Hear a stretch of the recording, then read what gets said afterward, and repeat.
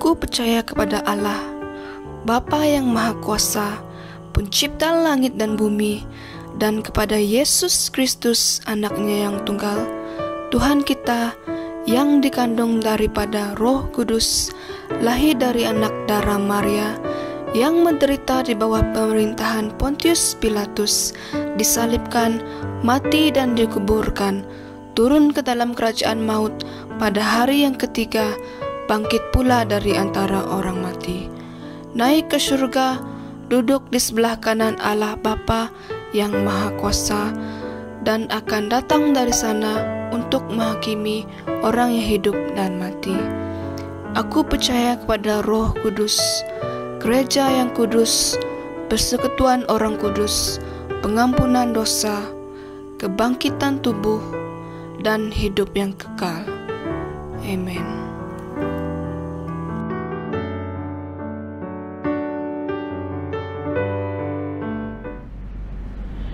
Shalom, selamat pagi dan salam kasih di dalam Yesus Kristus. Kita bersyukur pada pagi hari ini karena kita dapat dipertemukan sekali lagi di dalam ibadah online kita pada pagi hari ini. Pujian syukur dan terima kasih kita naikkan kepada Tuhan di atas pemeliharaan dan juga pimpinannya kepada setiap pribadi kita, hingga kita dipelihara dan dijaga dan dapat sekali lagi bersama-sama di dalam ibadah kita pada pagi hari ini. Baiklah jemaat Tuhan yang dikasihi dalam nama Tuhan Yesus Kristus, sebelum kita memulaikan persekutuan kita atau ibadah kita pada pagi hari ini, mari kita datang terlebih dahulu kepada Tuhan, menyerahkan pribadi kita, menyerahkan hati kita, dan juga menyerahkan acara ibadah kita pada pagi hari ini. Biarlah lewat daripada ibadah kita, persekutuan kita pada pagi hari ini, kita akan diberkati dan dikuatkan di dalam iman kita. Haleluya. Mari kita berdoa. Haleluya, haleluya. Segala pujian syukur terima kasih kami naikkan kepadamu ya Tuhan, di atas kesempatan yang sangat indah ini yang telah Kau berikan bagi setiap pribadi kami sekali lagi Bapa, untuk datang bersama-sama di dalam ibadah kami pada pagi hari ini. Tuhan, kami percaya atas pemeliharaan dan juga pimpinan menyertai kami sepanjang minggu yang lalu. Kami sangat bersyukur Tuhan karena pemeliharaan Allah yang menyertai kami, karena pemeliharaan Allah yang ada bersama dengan kami, yang menuntun, menjaga dan memelihara kami. Maka kami ada pada seperti apa kami ada pada hari ini. Terima kasih Tuhan Yesus. Kami berdoa merendahkan diri kami di hadapan-Mu pada pagi ini ya Tuhan, menyerahkan seluruh acara ibadah kami ke dalam tangan-Mu. Terlebih dahulu Bapa, kami ingin merendahkan diri kami di hadapan-Mu. Kami ingin menyerahkan pribadi kami di hadapan-Mu pada saat ini ya Tuhan. Bapa, kami percaya Bapa di surga, Engkau telah melawati setiap keluarga jemaat-Mu pada pagi ini Tuhan. Bapa, kami berdoa pada saat ini Bapa, ampuni segala dosa dan pelanggaran yang telah kami lakukan Tuhan. Bebaskan jiwa dan roh kami Bapa di surga, agar kami dapat bebas untuk memuji dan menyembah-Mu. Bahkan Tuhan juga kami mempersiapkan diri kami Bapa untuk mendengar sabda firman-Mu pada pagi hari ini. Tuhan, hamba berdoa pada saat ini, urapi setiap seluruh tim yang terlibat secara langsung di dalam ibadah pada pagi ini Bapa. Urapi kami dengan urapan yang khusus, baik dalam pujian penyembahan, begitu juga di dalam firman-Mu yang akan kami dengar sebentar nanti. Terima kasih Tuhan, kawali acara kami dari permulaan, pertengahan hingga selesainya. Biarlah nama Tuhan yang dipermuliakan. Di dalam nama Tuhan Yesus kami telah berdoa dan mengucap syukur. Jemaat Tuhan katakan amin, haleluya. Sebelum kita memuji dan menyembah Tuhan pada pagi hari ini, saya ingin membacakan satu ayat daripada Mazmur pasal 51 ayat 15 kepada kita sebagai dasar kita untuk datang memuji dan menyembah Tuhan pada pagi hari ini. Bunyinya seperti ini, saya akan bacakan untuk kita. Ya Tuhan, bukalah bibirku supaya mulutku memberitakan puji-pujian kepadamu. Sekali lagi saya bacakan. Ya Tuhan, bukalah bibirku supaya mulutku memberitakan puji-pujian kepadamu. Haleluya. Mari kita memuji dan menyembah Tuhan pada pagi hari ini. Haleluya.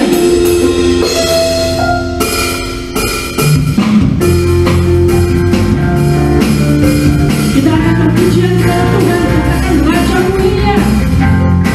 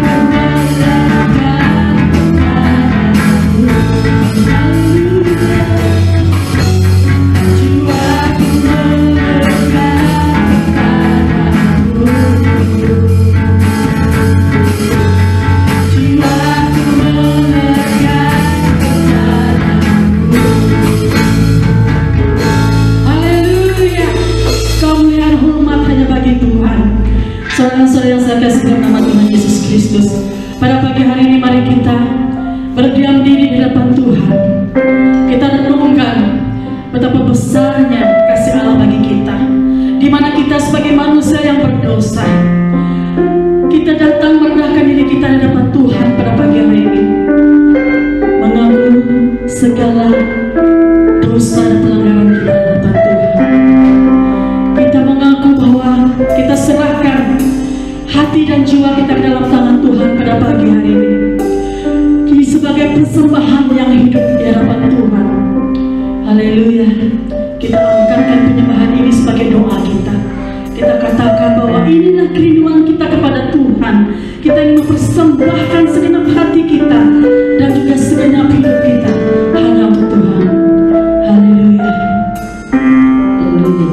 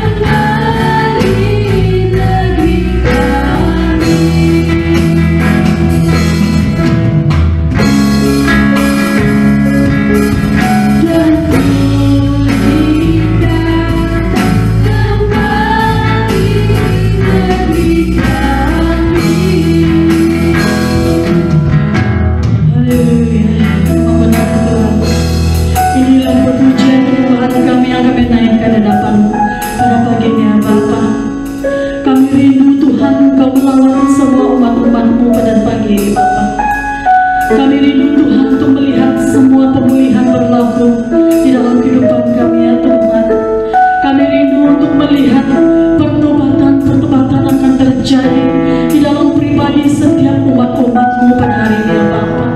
Agar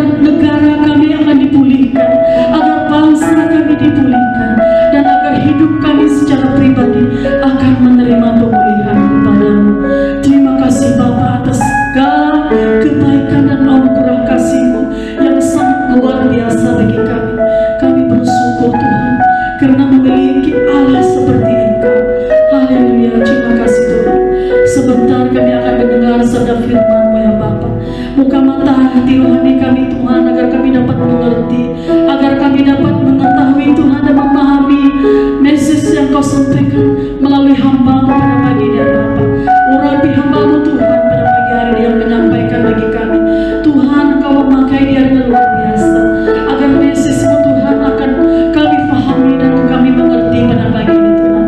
Terima kasih Bapa, terima kasih Tuhan Yesus, terpuji nama-Mu. Terima kasih Tuhan. Ini doa kami Bapa, di dalam nama Tuhan Yesus kami telah berdoa dan mengucap syukur. Amin.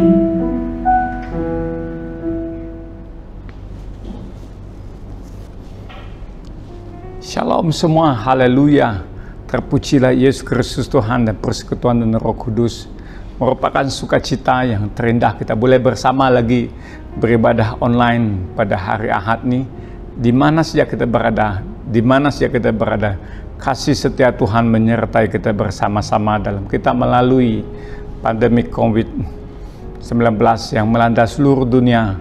Sampai hari ini kita sudah hampir 1 tahun lebih melaluinya, tapi ternyata kasih setia Tuhan selalu menyertai kita bersama. Adalah merupakan sukacita bersama dengan saya, Pastor Peter, ataupun lebih mesra dipanggil Pak Peter. Haleluya. Sebelum kita bersama-sama merenungkan bagian firman Tuhan yang menjadi kekuatan kita pada hari ini, mari kita datang kepada Tuhan. Bapa di surga, terpujilah nama-Mu Yesus Kristus Tuhan dan persekutuan Roh Kudus. Kami datang kepadamu pada pagi hari ini. Kami mengucap syukur sepanjang minggu ini Tuhan telah menuntun kami, menaungi kami dengan kasih dan kemurahan Tuhan. Kami ada hari ini bukan karena kekuatan dan juga karena kebetulan, tetapi semuanya karena kasih dan kemurahan Tuhan semata-mata dalam hidup kami. Kami menaikkan syukur kami menaikkan pujian kami. Demikian seperti apa yang telah kami sampaikan tadi lewat pujian penyembahan kami, yang Tuhan, yang kami anugerahkan kepada Tuhan, yang kami sampaikan kepada anugerah Tuhan yang diberikan kepada hidup kami. Terima kasih Tuhan, tim pujian penyembahan yang telah membawa kami menyembah dalam hadirat Tuhan yang dalam. Terima kasih Bapa. Sembunyikan hamba-Mu di balik salib-Mu, yang kelihatan adalah Yesus Kristus Tuhan. Haleluya, haleluya. Setiap firman Tuhan yang kami sama-sama belajar, biarlah memberikan intimidasi, memberikan sesuatu kekuatan baru untuk kami. Sentiasa dalam hadirat Tuhan, bertemu muka dengan muka dalam roh dan kebenaran di dalam hadirat Tuhan. Dalam nama Yesus Kristus Tuhan kami telah berdoa. Amin, amin. Merupakan sukacita yang tak terindah kepada kita bersama-sama. Kalau kita hari ini ada semuanya karena kasih dan anugerah daripada Tuhan semata-mata. Yang percaya katakan amen, yang percaya katakan haleluya, yang percaya katakan amen, haleluya. Pagi hari ini kita bersama dengan satu topik yang telah disenaraikan oleh gereja.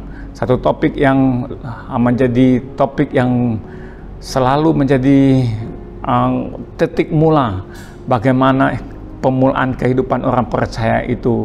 Titik mula bagaimana kasih setia daripada anugerah Tuhan itu ternyata dalam hidup kita bertemu dengan Tuhan. Satu topik yang menarik yaitu pertobatan. Nah saudara yang terkasih Tuhan Yesus, ini bukan topik yang baru ataupun topik yang terlalu lama, tetapi topik ini sentiasa yaitu topik yang segar dan hidup dalam kita. Pertobatan. Nah saudaraku, kalau kita lalui pada tahun 2021 ini, di tengah-tengah di dalam kita melalui global virus corona yang sedang melanda seluruh dunia, dan virus ini terus sepertinya mencekam di setiap negara dan dunia. Dan apa kaitannya dengan topik iman percaya pertobatan hari ini, saudaraku? Setiap sebutan tentang pertobatan itu bicara tentang sikap hidup kita, paradigma kita, dan tindakan hidup kita. Yaitu pertobatan itu bicara tentang suatu perubahan dan tindakan. Haleluya, haleluya. Maka itu Yesus bicara dalam Matius pasal 4 ayat 17 mengatakan, bertobatlah engkau karena kerajaan surga sudah datang. Dikatakan di sini yaitu bertobatlah engkau karena kerajaan surga sudah dekat. Nah, bahagian firman Tuhan ini telah disampaikan oleh Yesus sendiri ketika berada di Kapernaum. Nah, saudaraku, kalau orang berdagang itu dia mencari satu tempat strategik di mana ada tempat orang banyak, dan di mana ada tempat laluan yang dikatakan mendapatkan keutamaan, disitulah orang selalu menetapkan, yaitu strategik. Selalunya orang memilihkan kota-kota ataupun itu ibu negara tempat mereka membuat sesuatu perdagangan dan sebagainya. Kapernaum ada merupakan satu tempat strategik, banyak orang yang lalu lalang dan sebagainya. Nah, saudaraku, dan setelah pelayanan Yohanes Pembaptis berakhir dengan penangkapannya, Yesus memilih pergi ke daerah Galilea, itu menetap di Kapernaum.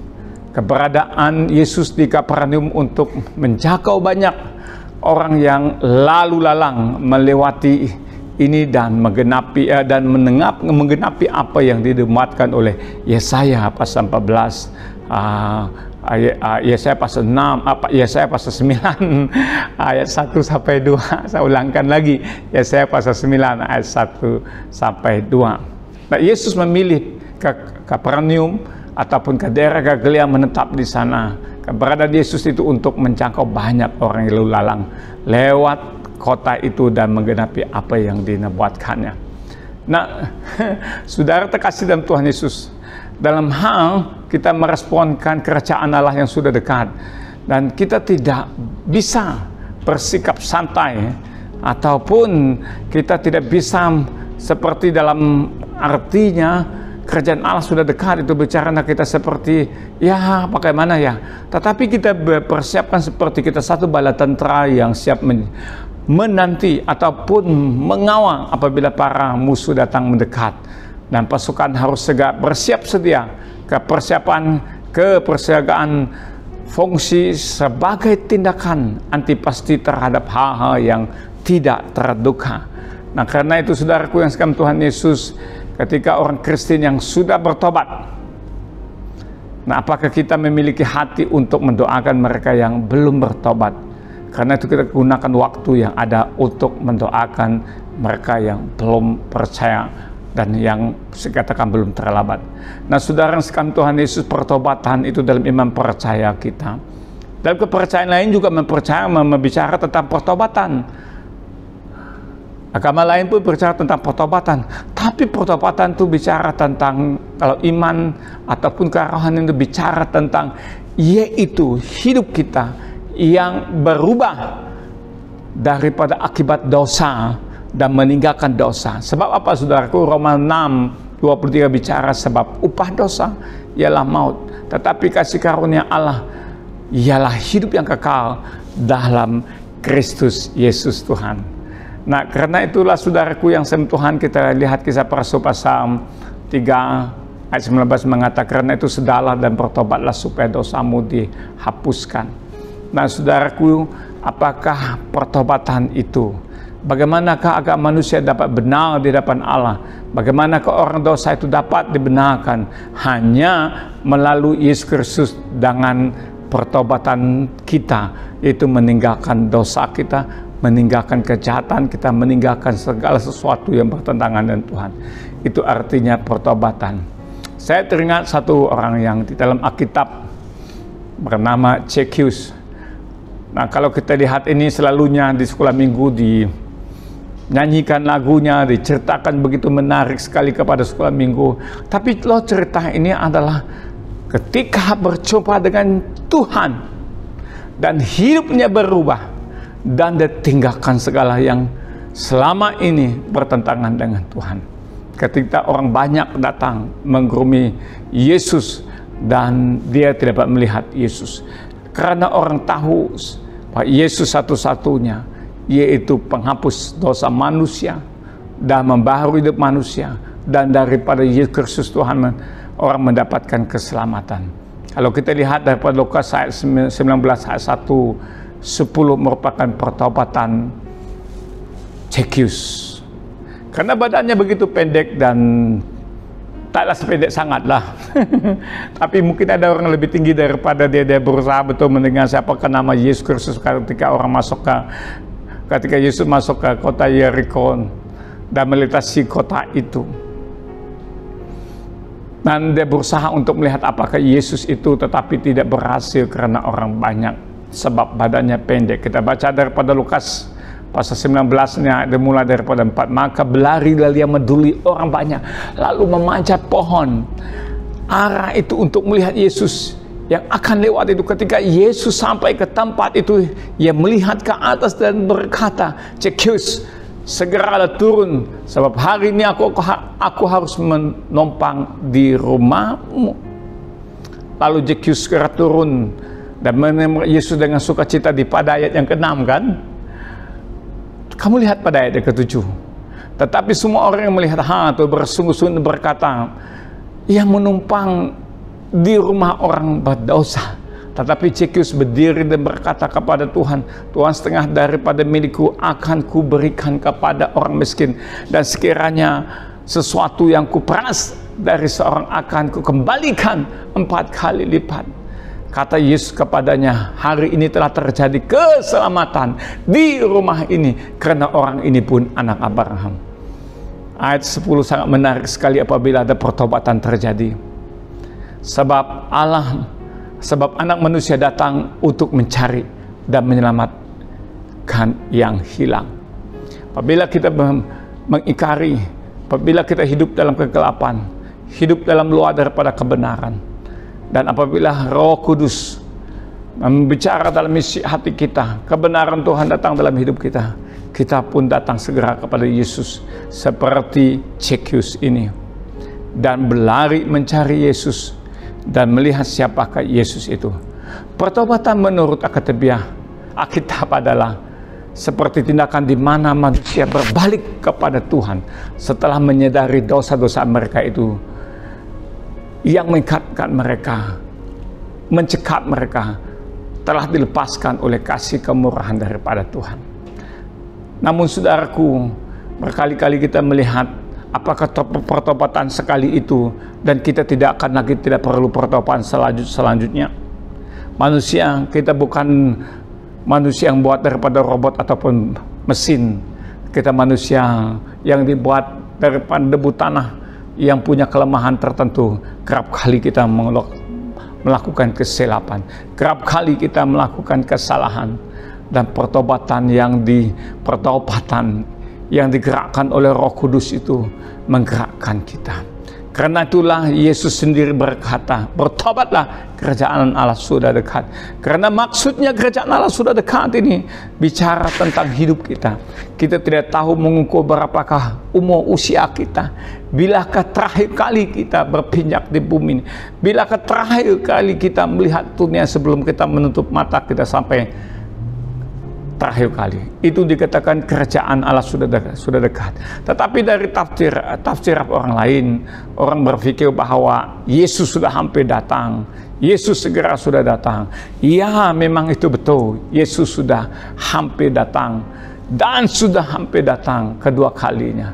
Tapi apa yang dibicarakan di sini adalah pertobatan Allah, tindakan orang berdosa untuk berbalik kepada Allah setelah Roh Kudus meyakinkan dia akan dosanya, membawa seluruh perubahan dalam pikiran, keinginan, sikap dan kehidupan orang yang berdosa itu sebagai akibat daripada pekerjaan iman yang menyelamatkan melalui penebusan yang membenarkan dia. Yang percaya katakan amen, yang percaya katakan haleluya.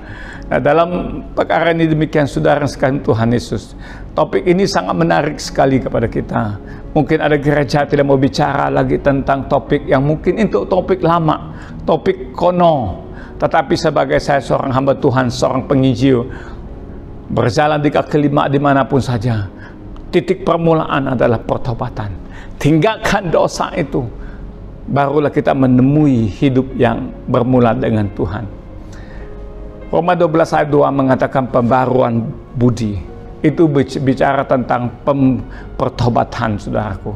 Kalau kita tidak mempunyai pembaruan pikiran kita, saudaraku, pembaruan budi kita, saudaraku, yang meninggalkan manusia lama dan supaya mengenakan manusia baru di Efesus pasal 4 ayat 22 sampai 24. Nah, saudaraku, keadaan kita sebagai orang percaya, keadaan kita yang disebutkan sebagai orang percaya atau Kristen adalah orang yang tidak mempunyai keselamatan dalam hidup kita. Kita mengenal kebenaran Tuhan, tapi kita tidak mengenal Yesus secara pribadi kita. Ini yang dimasukkan supaya hidup kita ini mengalami pertobatan, bukan karena bukan pertobatan itu dikatakan harga yang murah, tapi pertobatan itu adalah permulaan, yaitu titik mula kita dalam kehidupan orang percaya. Pertobatan itu membawa kita mengisafi kesalahan kita, menyadari kelemahan kita, dan kita membenarkan roh Tuhan itu menguasai hidup kita berjalan setiap hari. Dan menolak untuk bertobat seorang terus-menerus berarti menaruh batu sandungan bagi pertumbuhan rohani kita sendiri. Kalau kita ada kesalahan sedikit, kita tidak mau bertobat atau tidak menyadari, itu maksudnya pertobatan. Saya tidak mau menyampai bagian firman Tuhan yang iskuensinya dari sana ke sini yang terlalu mendalam dan sebagainya. Saya mau orang mudah mengerti saja, saya mau orang mudah memahami saja. Itu kerinduan saya sebenarnya. Jika kita menolak, artinya kalau kita melakukan kesilapan terhadap sesuatu, kita segera bertobat supaya jangan menjadi sandungan kepada kita, bukan kepada orang lain, sandungan bagi pertumbuhan rohani kita. Haleluya. Pertobatan, saudaraku, kalau kita lihat di dalam bahasa Yunani-nya bicara tentang metanoia. Bicara metanoia itu adalah perubahan bukan sekadar separuh, tapi perubahannya seluruhnya. Yang berarti perubahan pikiran disertai dengan penyesalan. Perubahan perilaku, perubahan pikiran dan hati, ataupun perubahan kesadaran. Pertobatan dalam bahasa Yunani bicara tentang metanoia, artinya perubahan dan berubah 180 derajat. Pola pikiran, sikap dan perbuatan, dan kehidupan dan perbuatan yang salah menjadi perbuatan, kemudian memuliakan Tuhan dengan apabila kita sedang dan apabila kita menyadari. Haleluya, haleluya. Nah, saudaraku yang sekam Tuhan Yesus, memang di dalam bahagian sudut kata etimologi berbicara dengan banyak perkara tentang metanoia ataupun pertobatan ataupun perubahan. Kenapa pentingnya pertobatan? Berdasar kepada paparan Alkitab, pertobatan merupakan hal terpenting dalam kehidupan kita sebagai orang percaya. Pertobatan sejati menghasilkan yaitu pengampunan, saudaraku. Yang kedua, pertobatan menuntun kita kepada iman yang sejati. Yang ketiga, pertobatan salah satu ciri utama pilihan Allah dalam kita untuk supaya kita ada persekutuan dengan Tuhan. Saudara yang sekalian Tuhan Yesus, sudah tentu pertobatan juga berkaitan dengan born again ataupun lahir baru. Lahir baru berbicara tentang perubahan seperti mana yang setelah sebutkan tadi. Banyak orang percaya, banyak pemimpin gereja, banyak juga pastor, tetapi ada sekian segintir-gintir belum pernah lahir baru. Kenapa? Karena kedagingannya menguat, karena kedagingannya mengkontrolnya, kedagingannya menjadi 90%, 95% dalam hidupnya. Jika ada satu kesalahan tertentu ditegur, ada satu kesalahan kecil dibuatnya, dia lebih memegangkan dia punya portfolio sebagai seorang pemimpin gereja, seorang hamba Tuhan.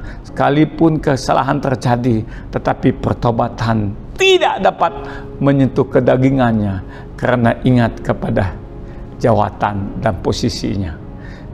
Orang yang kerap jatuh adalah orang yang punya potensi yang banyak dalam pelayanan Tuhan, mempunyai banyak kelebihan, tetapi potensinya jatuh adalah sangat besar. Karena itulah setiap hari kita datang kepada Tuhan. Banyak orang bicara berkhotbah seperti ini.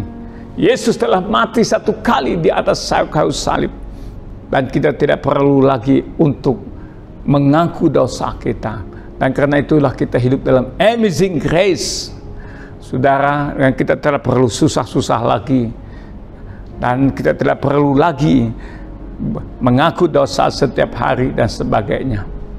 Saya tidak sebanyak itu pengetahuan yang saya sadari. tapi saya mempunyai rasa hubungan intim dengan Tuhan itu. Jikapun ada kesalahan yang tertentu yang saya rasa mungkin kesalahan yang mungkin saja bicara salah, saya minta maaf dengan Tuhan. Saya juga minta maaf dengan orang lain. Saya tidak melihat saya sebagai seorang hamba Tuhan. Saya tidak melihat saya sebagai seorang penginjil yang berani. Tidak.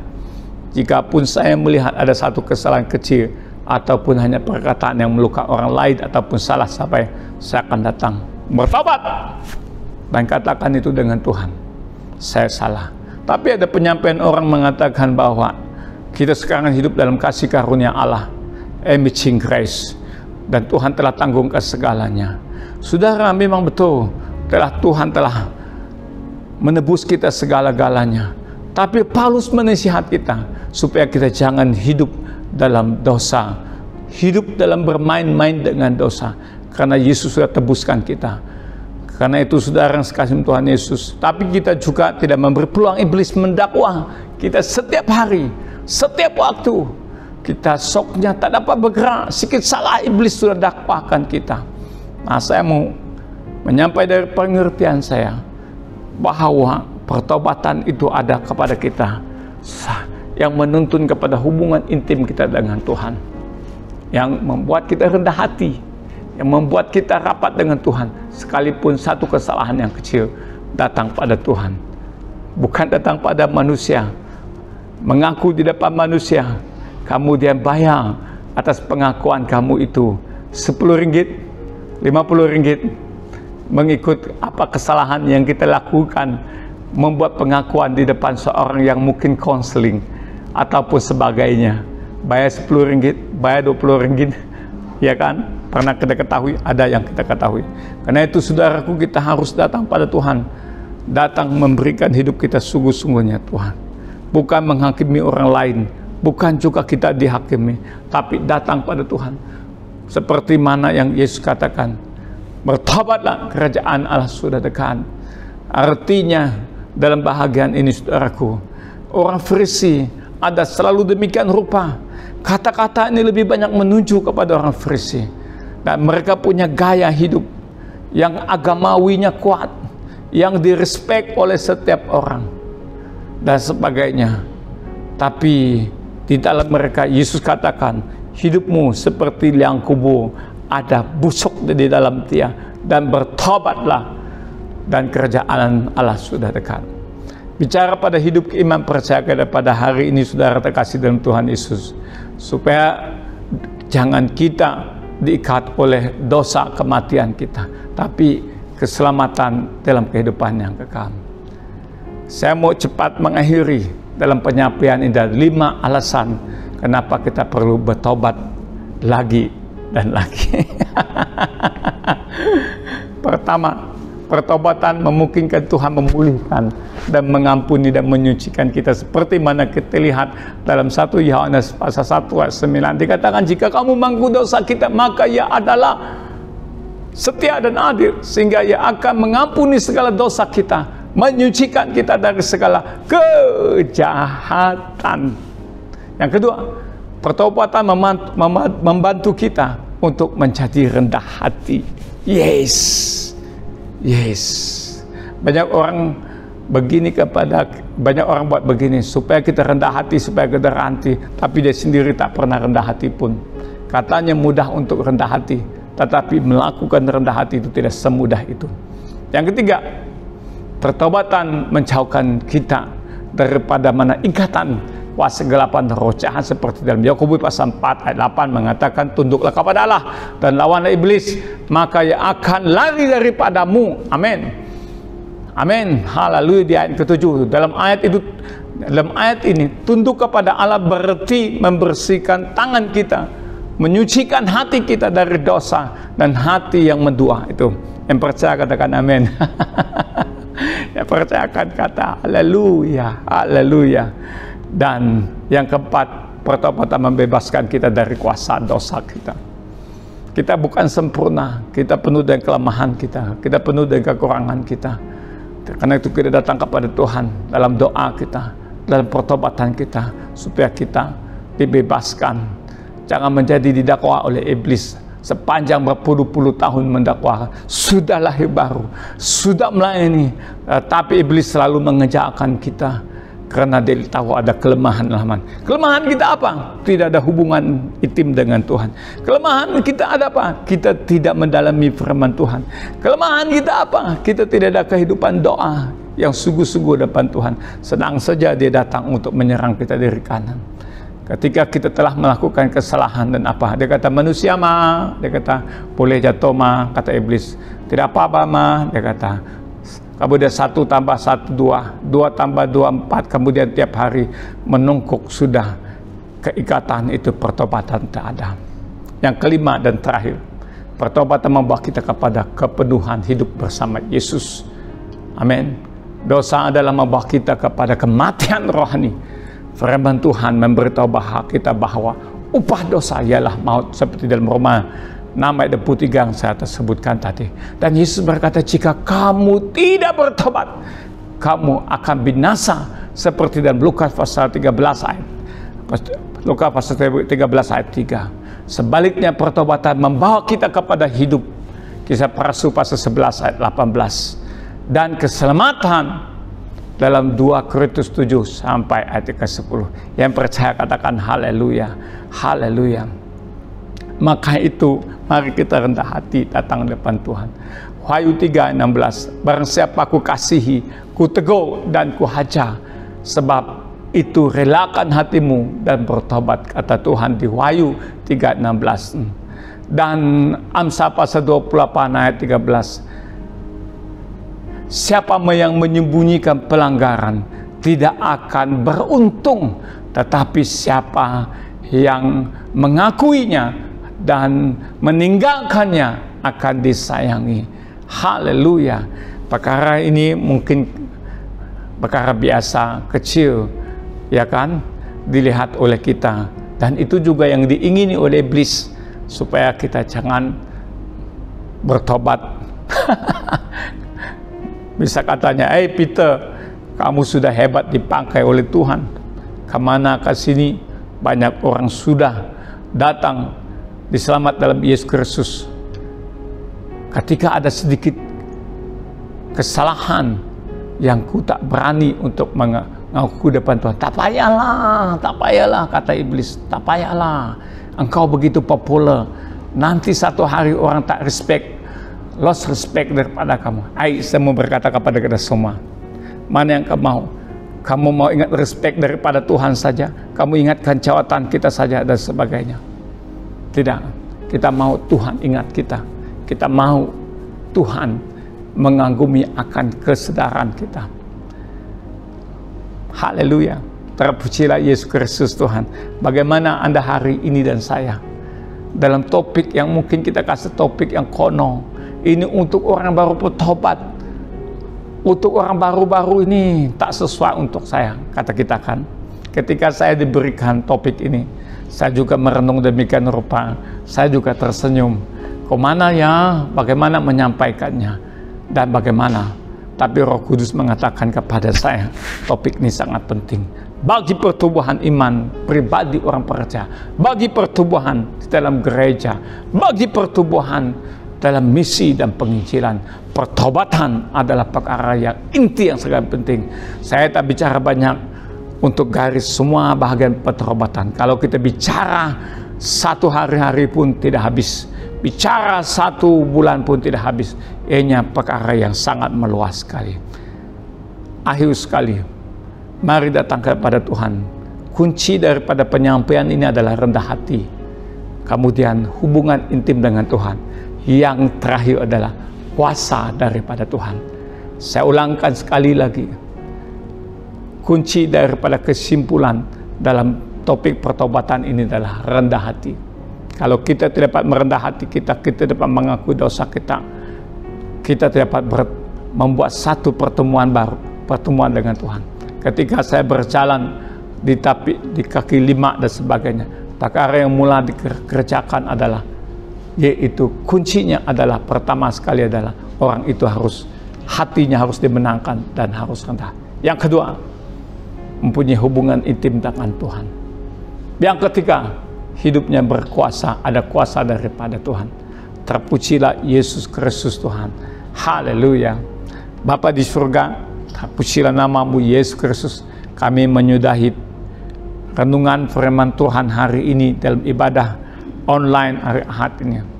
Di mana saja kami berada, di mana kami ada Tuhan, kami menyadari apa yang terjadi hari ini. Dunia yang penuh dengan gejolak, wabak virus corona yang tidak pernah berhenti untuk menyerang manusia.